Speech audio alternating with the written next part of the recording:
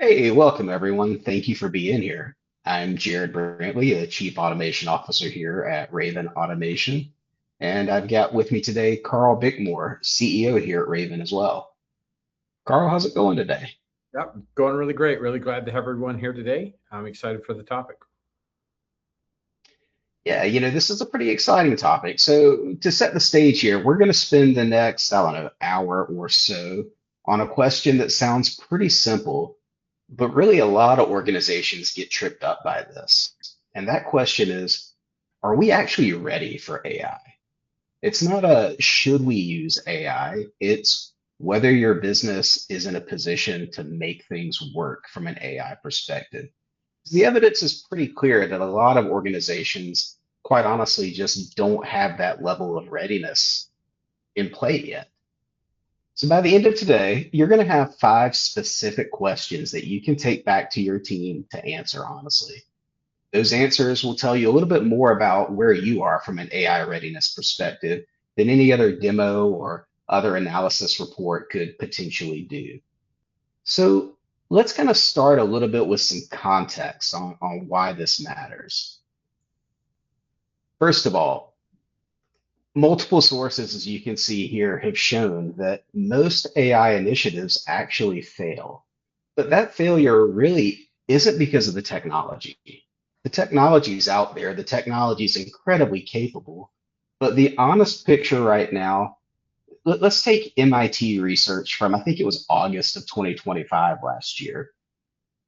They actually found that 95% of all generative AI pilots failed to deliver any meaningful result.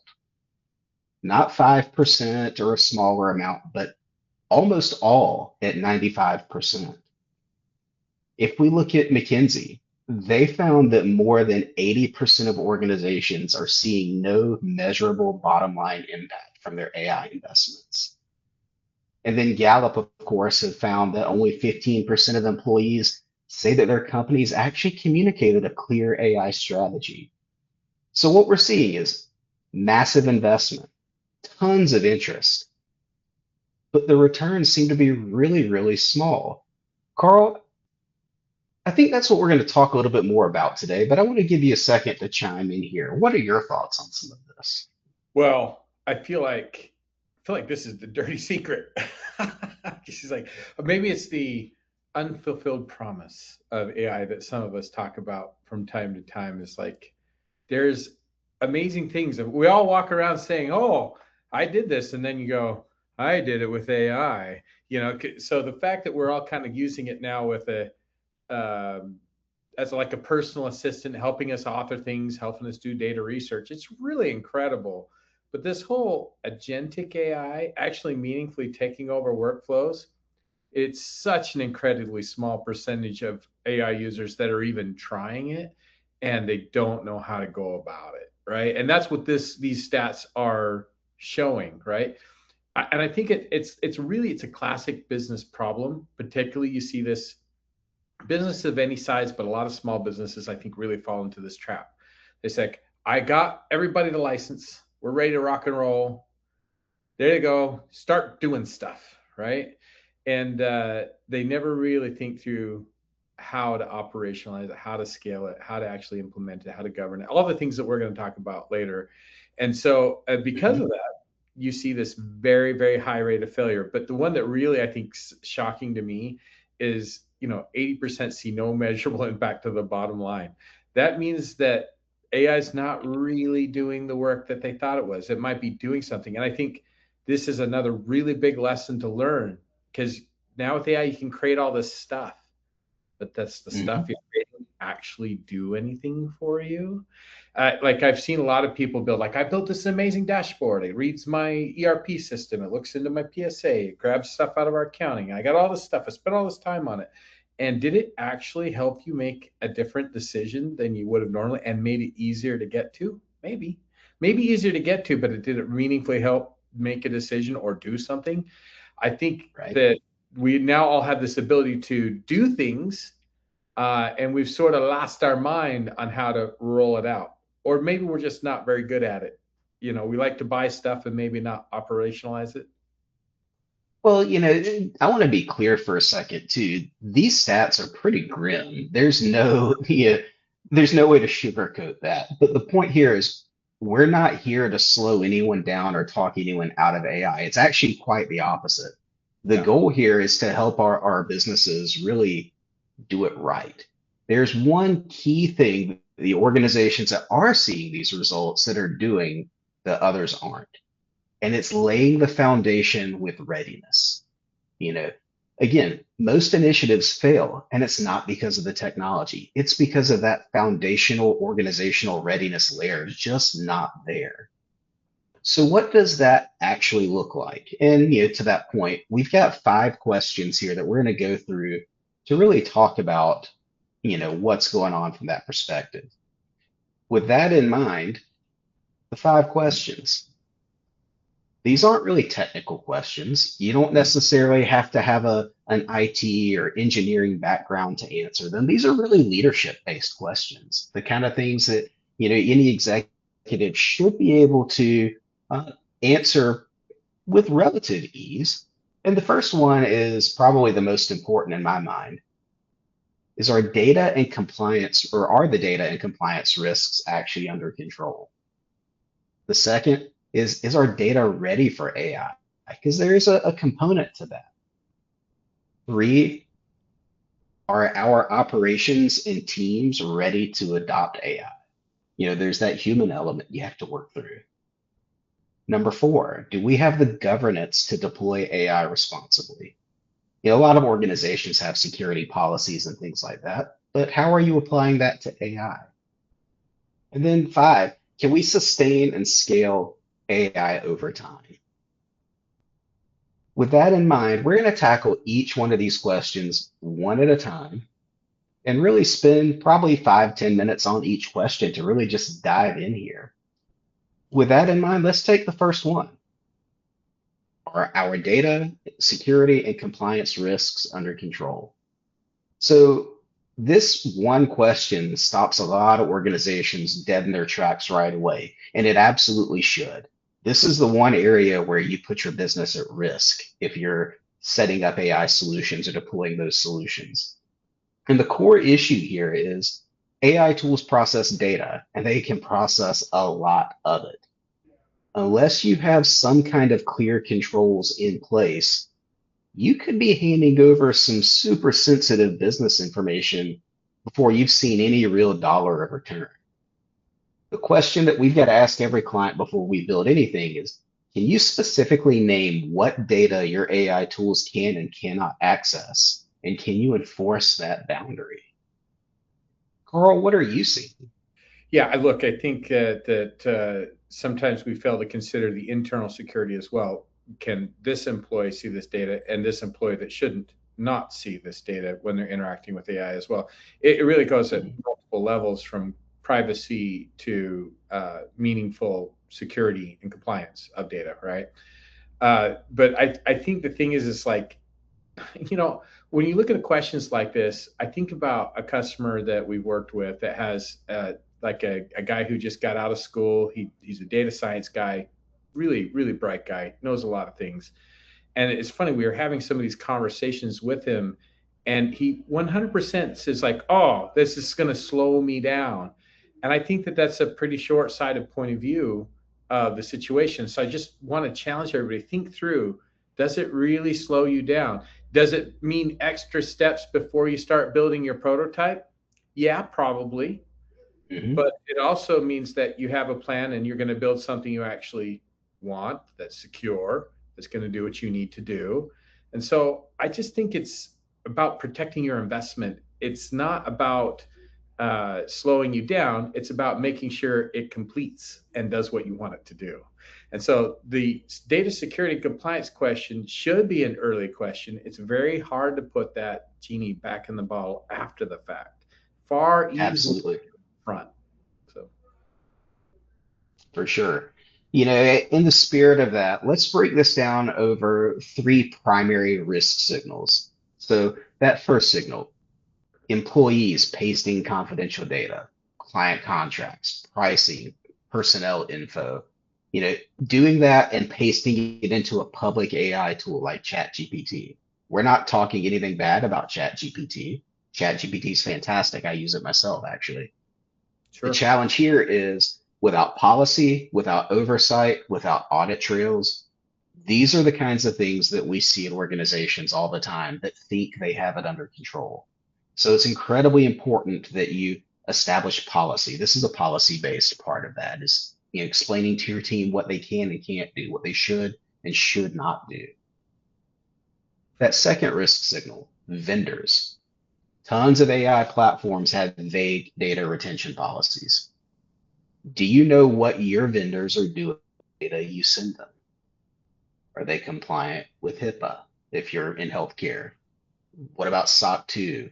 What about GDPR? Ultimately, whatever applies to your industry, PCI compliance, for example.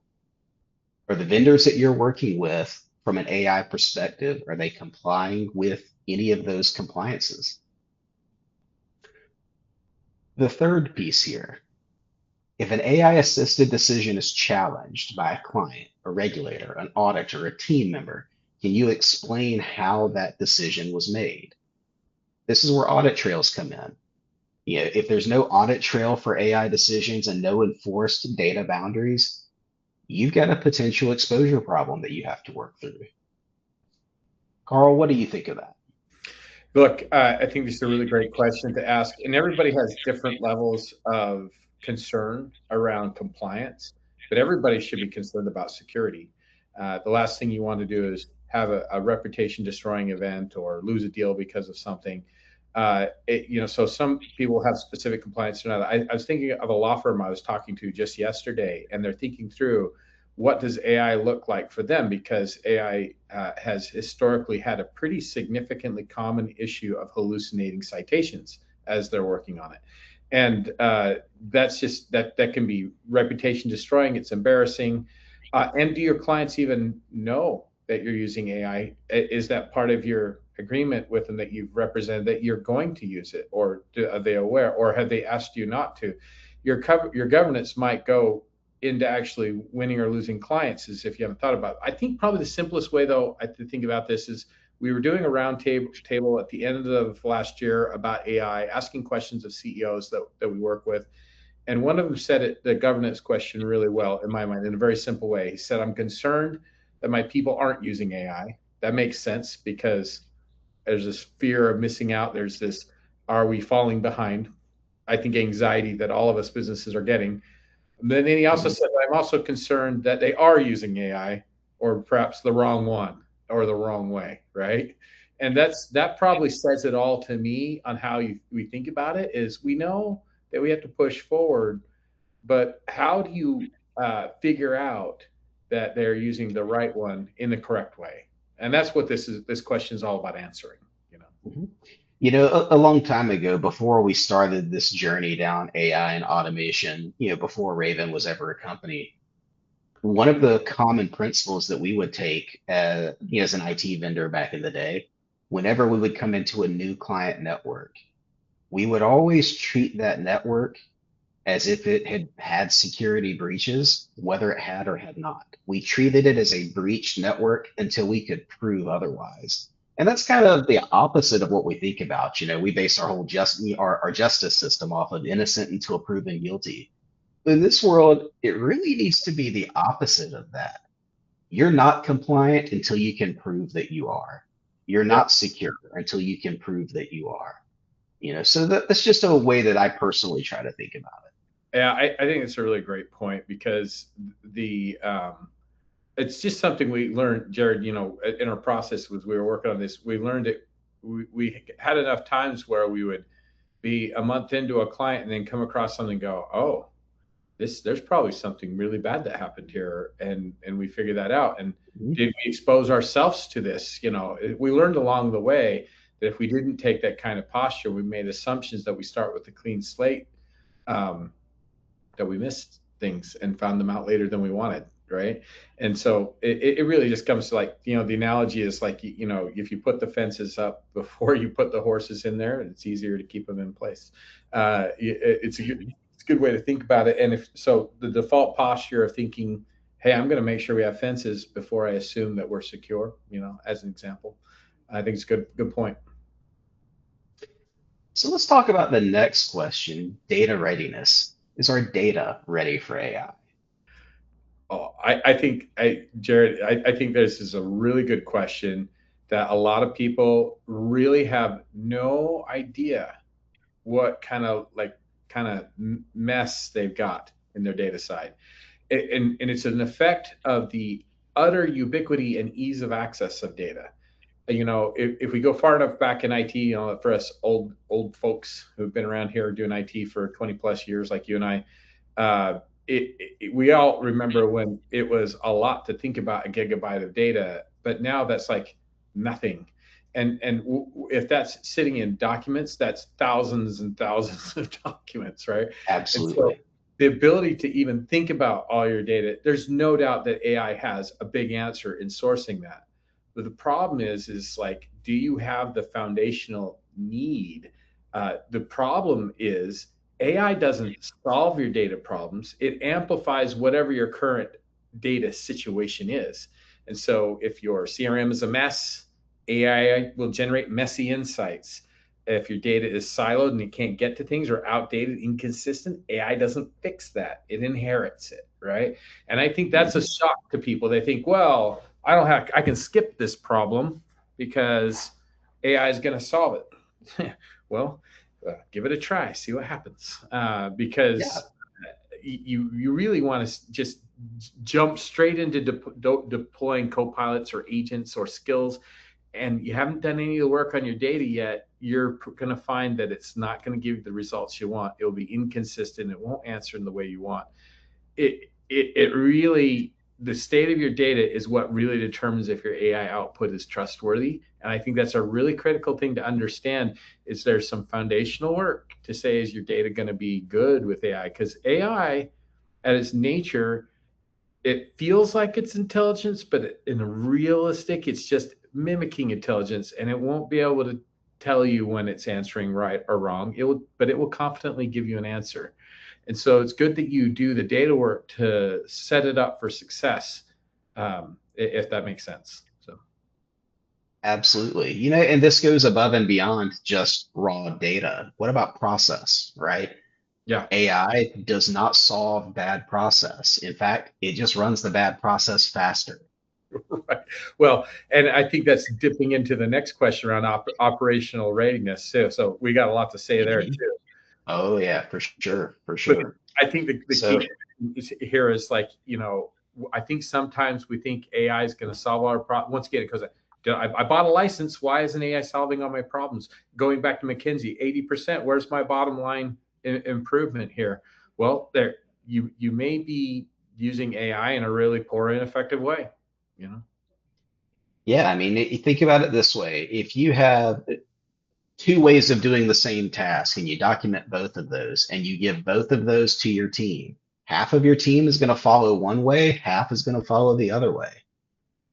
When you apply that to an AI perspective, you're going to run into the same kind of circumstance. You're not going to have predictable results because you don't have predictable process. Yeah, so here's the things I think about on the data side of this. Like data siloed across disconnected systems. Like if your CRM doesn't talk to your ERP and that doesn't talk to your billing platform or your accounting, AI is going to struggle to connect those dots that aren't connected. Mhm. And so some of your AI work may need to be figuring out how to connect these systems in a way. Then if things are inconsistent in how they're formatted, or there's duplicates or outdated records are there, AI can't tell the difference, and it could easily give you outdated things, or it's going to pick one of them and it may not be the one you wanted to. Then the other thing is, it's like if AI gets trained on data that's incomplete or biased in some way, then its answers will skew towards that incomplete or biased answer, and that may not be what you want as well. And so Right. I think this is a pretty daunting question, Jared, because how many people love the idea of like, oh, I'm going to go fix gigabytes of data, right? And that doesn't sound easy.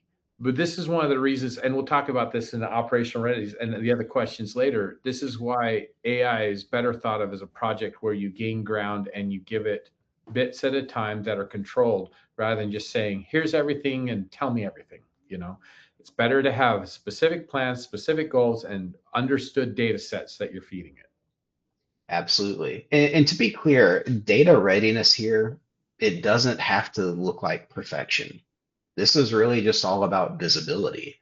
You need to know where your data lives. You need to know what gaps you have in your data and a plan on how to address that. If you've got those three things, you have enough to move forward.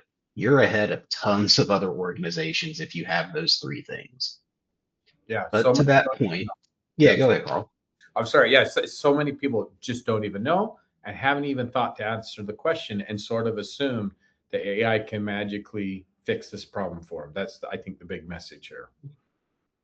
So let's move on. So security and data, right? Those are huge things. One of the biggest risks that you have is almost always the person sitting in front of the keyboard or the person on your org chart. So let's kind of shift gears and talk about that.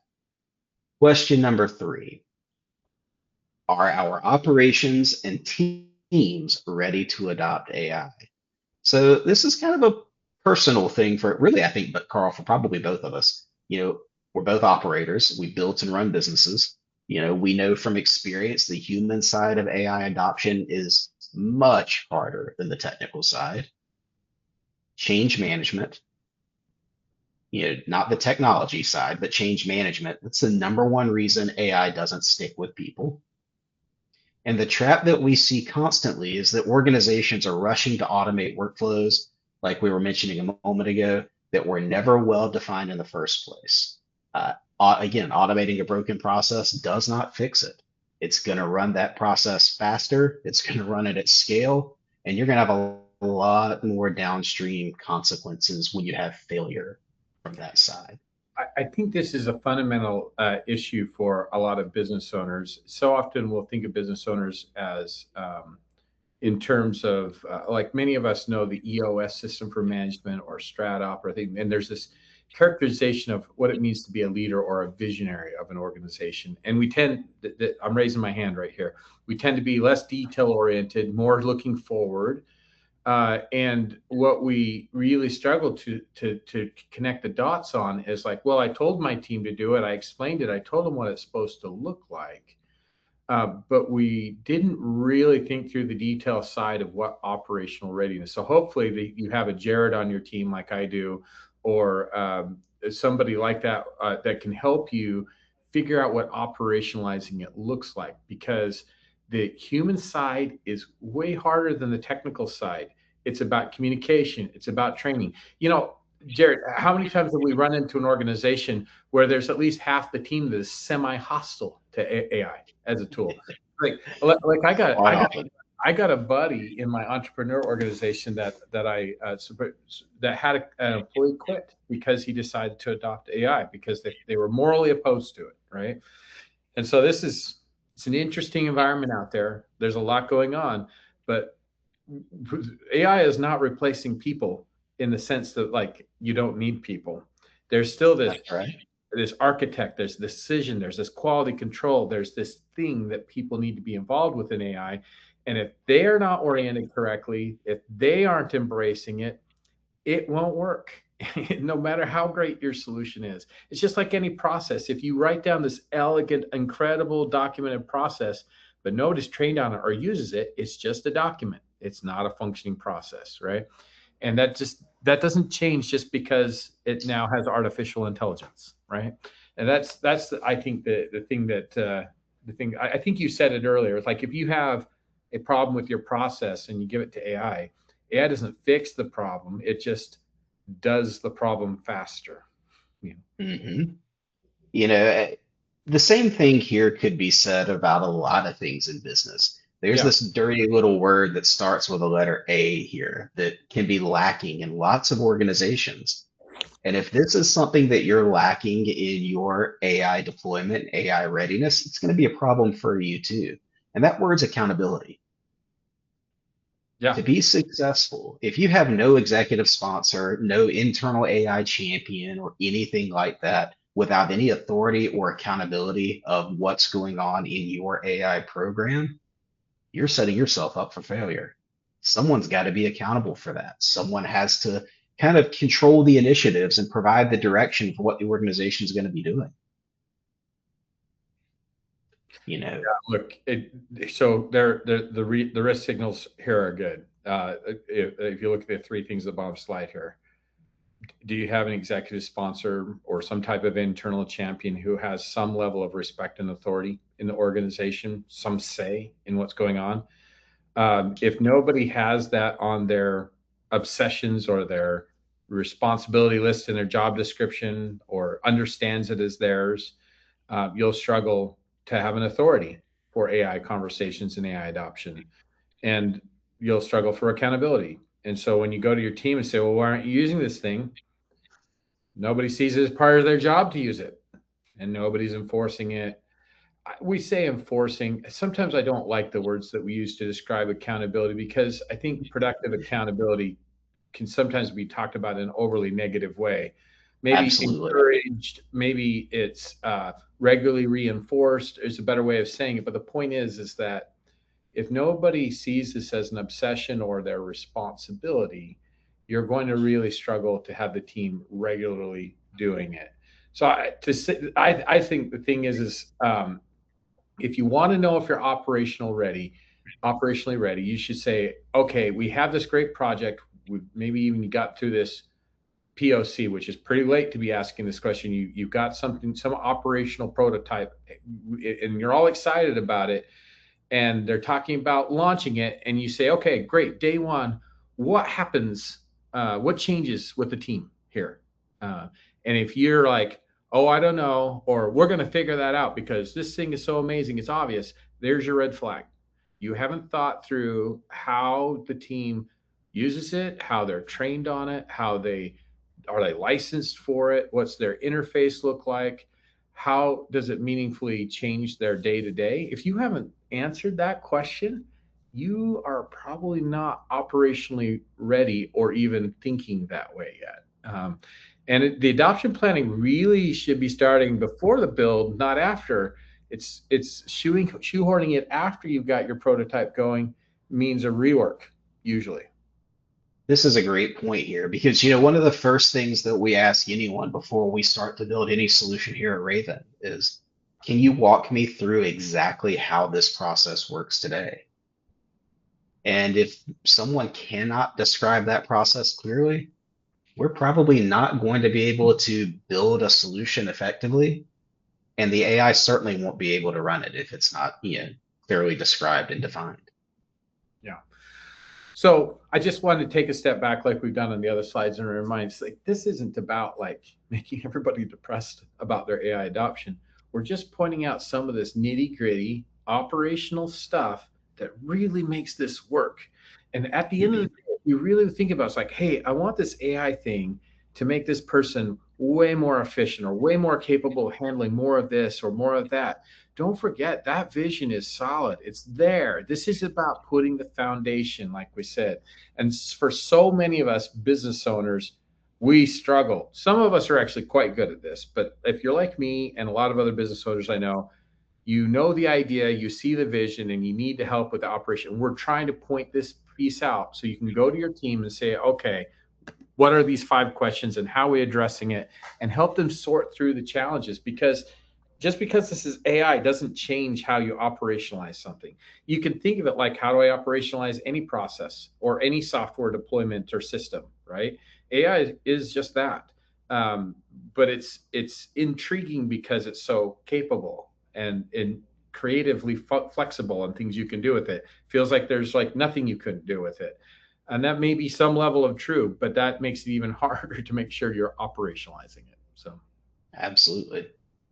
So, assuming that people are on board, how do you make sure AI operates with the appropriate guardrails? Well, that's what we're going to talk about next. So, let's jump into question number 4. Do we have the governance to deploy AI responsibly?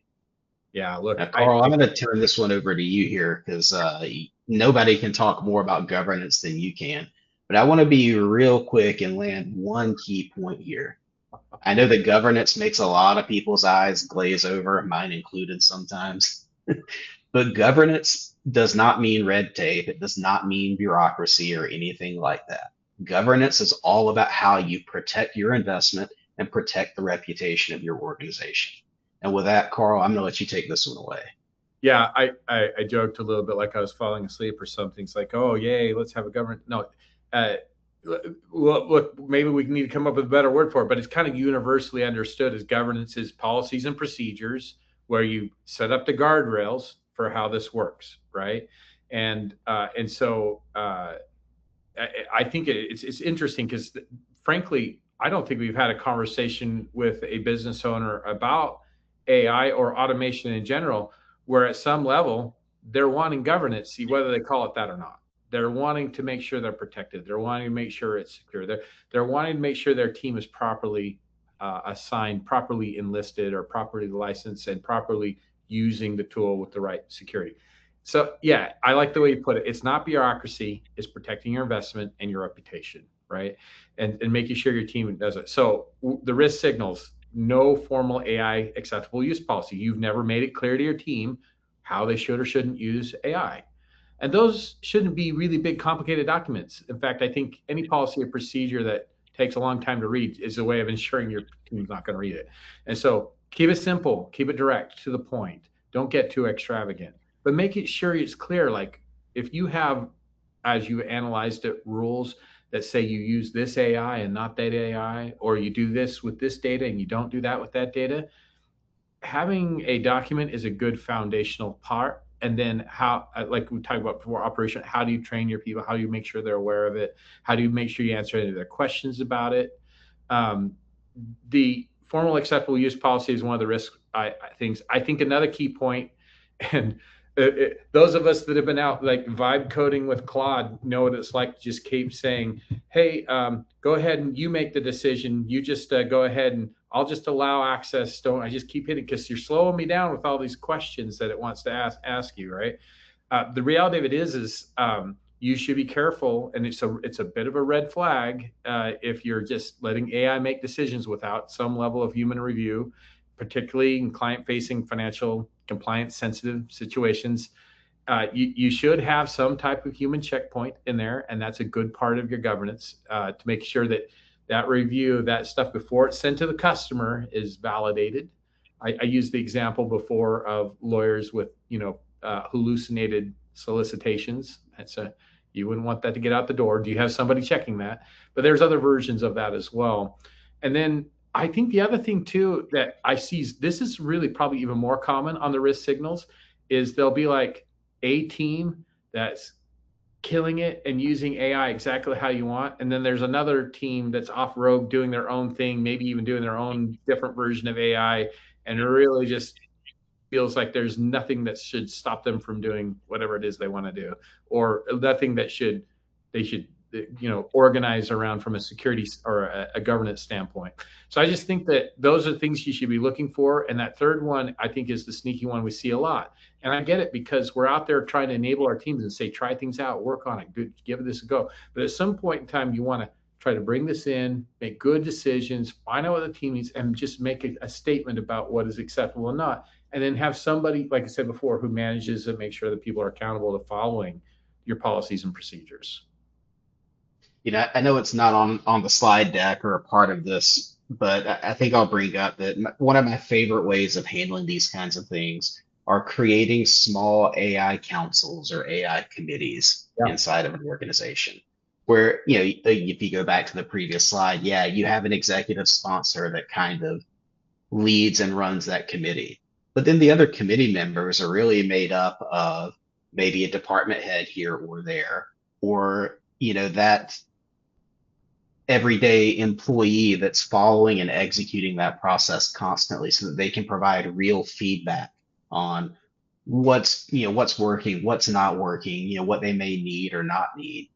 Having those kinds of things in place, I think really helps set up governance conversations. I think it helps set up that operational readiness perspective, helps with the data readiness side.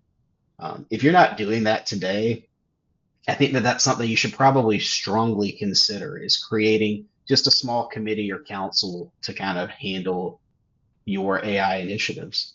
Yeah, I could take that a step further, Jared, and just explain like ways that we've done it. It's like uh, somewhere between every 2 weeks to maybe once a month. The AI champion calls a meeting with the folks that are on this AI steering committee, or however you refer to that group. And this is how you get your departments that are behaving differently to start get aligned. You make sure there's a representative from the different teams that are running this, or the right people in your organization, and you just keep asking these questions. I think one of the things that people say is like, well, okay, maybe I'm taking all these 5 questions to heart and now I feel like I can't even start. But like you said before, if you know where you're at and where you can go, maybe you are ready to start, but just continually iterate and improve. And that's what the committee is all about. It's like one of my favorite things we do in our committee meetings is we'll say, okay, well, what's an interesting new AI win? What's something you've learned about AI that we think we should consider and try? And then we're all talking about it together rather than somebody kind of on their own just trying stuff. And then in their own personal account, they build this whole agent up, and now it's hard to scale or how to get other people to use or access. It's like if you just start the conversation and think, how do we cooperate, and just ask those fundamental questions about how our governance is working, about how we're going to operationalize it, then you need to get a real discipline and everybody's bought in. It's a much easier way to get this functionally moving is to have some type of committee like that. Yeah, and just to kind of recap here before we transition to the next question, Carl's already said it. The simple approach is the best approach. Governance does not have to be a 100-page legal document. It just needs to be intentional. Yeah, I think Decision rights, checkpoints for review, an acceptable use policy your team understands, make it lightweight but clear. Those are the kinds of things that we actually help build for our clients as well. Yeah, it's true. For us, we'll interview, we'll ask the questions, we'll figure it out, and we'll build it. And I think the key thing is like if it's too heavy, too thought intensive, you'll get people that are confused by it. It's like think who your audience is and how you need to say it in a way that most clearly and simply communicates it. And I think one of the great leadership qualities anybody can have is, do you have the ability to create systems and do you have the ability to simplify them? And it's the same thing with the documents. Can you create the simplest version of this that does what you need to do? Without a doubt. So let's move on to the last question. This is the one that, if you're doing everything else right, this is the one that seems to trip up organizations next. And that question is scalability and ROI. Can we actually sustain and scale our AI usage over time? Pilots are easy. Proof of concepts, everybody loves to see a nice, cool proof of concept. The real question is what happens after that minimum viable product is put together or after that pilot's been completed. This is a pattern that we see pretty often. A company runs a pilot, the pilot works really well, everyone's excited, leadership signs off. 12 months later, the tool is barely being used. There's no clear owner. There's no budget for iterations for that tool. No one can explain whether it worked or not, and no one's maintaining it anymore. The truth here is AI is not a software purchase. It is an ongoing capability. It's got to have funding, it's got to be managed, and it has to be owned. Yeah, I So, think I think pilots are easy. In fact, they're super fun. In fact, I think of my own experience, but also a lot of other business owners that I've talked to. So many of us are like, I feel alive. I feel like I can do anything, and all these problems are solvable. The reality of it is they probably were solvable before, but they were so much more expensive because it meant hiring software developers to write a lot of hard code and do these kind of things. And it's so much easier, I agree, to particularly to pilot something or to put a proof of concept in place. It's the connecting. It's like getting 80% there is actually pretty easy, but that last 20% mhm. is a really big deal. And then how does it live 6 months from now? I think like the best question is, it's like, have you thought, what does this look like a year from now? What does this look like 3 years from now? And if you can think through that, that's a pretty good question. But if you can't answer that, you probably want to work on that question before you even begin building. Because if you can't see how that success is and what the definition of success is, if you can't measure it, you probably can't scale it. And really, if you're going to use AI in a meaningful way and get past that 80%, say it's not hitting their bottom line, or 95% failure, if you're going to get past those kind of things, it does start with an actual honest, like, what will this really do for us? I think of like, I relate this in kind of a funny way, Jared. You'll probably appreciate this.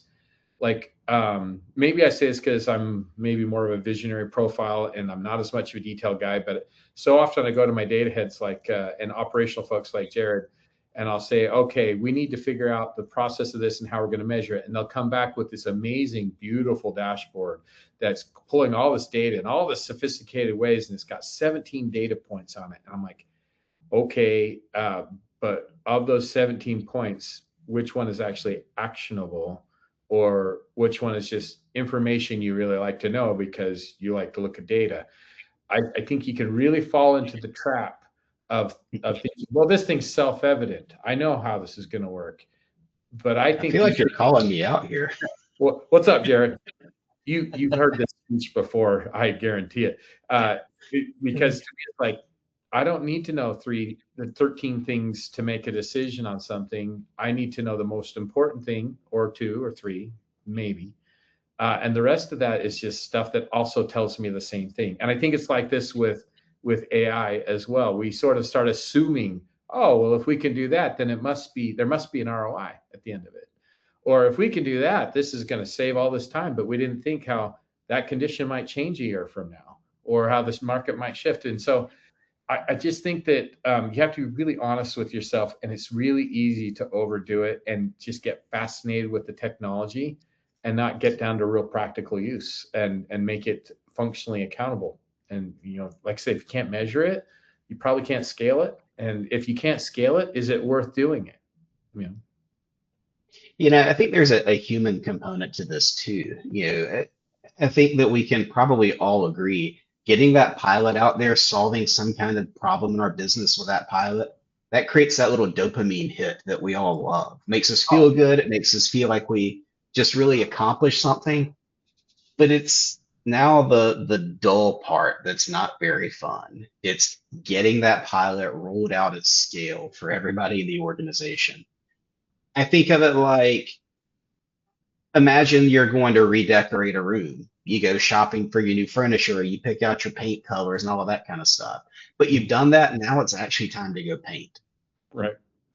All I And can say who is really wants to do that? get yourself a guy who likes to paint. All right. That's how I feel. But if you're not thinking that way, that's the point, right? It's like, Absolutely. not true. Absolutely. So let's bring this home. The AI readiness framework. We've got three basic concepts. If you can give yourself a one here, you're starting out. You have two at testing AI, three at scaling AI. Those are the stages. So putting this all into context, these five questions apply no matter where you are in your AI journey. The difference here is what you do with the answers to those questions. If you're just starting out, these are kind of like your pre-flight checklist. Answer them honestly before you commit any significant budget. Address any gaps that you have. If you're already testing AI tools, then use this as an audit. What did you skip? What did you miss? What's your exposure look like? Create some plans to fix those before you scale. If you've moved beyond that and you're actively scaling, that's awesome. You're getting closer to a point of getting some real ROI. But these questions now become your ongoing governance framework. Build them into your quarterly business reviews, build them into your vendor reviews, build them into your planning cycles. Yeah. Carl, Yeah. I think there's a really good point to be made here. If you take away one thing, because I think so many of us have this kind of FOMO thing going on. The slide, the MIT stats, the McKinsey stats, 95% failure, 80% don't see ROI. This, if just because you weren't one of the first to start with AI doesn't mean that you can't do AI well, that you can't be, ahead of the crowd. The reality of it is if you do this, you're going to be ahead of the crowd, even if you start today, because a lot of people are doing this without this foundation work, and they're suffering because of it. They're creating projects that aren't doing ROI. They're having failures of their proof of concept or beyond. And so it's not about those who started first. It's about those who are doing it well. And the ones that are intentional about it, the ones that have like this readiness function going, it's a huge competitive advantage. And so I think it's good to point out most of your competitors aren't doing it right. Clearly, the stats are showing that. And so if you think, hey, I can have this advantage and this cultural approach to AI and how you roll it out and how you govern it, you will be ahead of the crowd significantly. Absolutely. Absolutely. So here's kind of what we want you to walk away with today. AI readiness is not a yes or no question. You don't have to have everything in your organization perfect before you start. You just need to know where you are, you need to know your gaps, and move forward with intention. In the spirit of that, we want to offer our free AI readiness self-assessment. This is going to walk you through all 5 areas that we've covered today, give you a clear, prioritized gap report, but more importantly, give you specific action items that you can take for your situation. You can either go to assessment.ravenautomation.com to take that assessment, or you can scan the QR code here and go to that assessment page as well.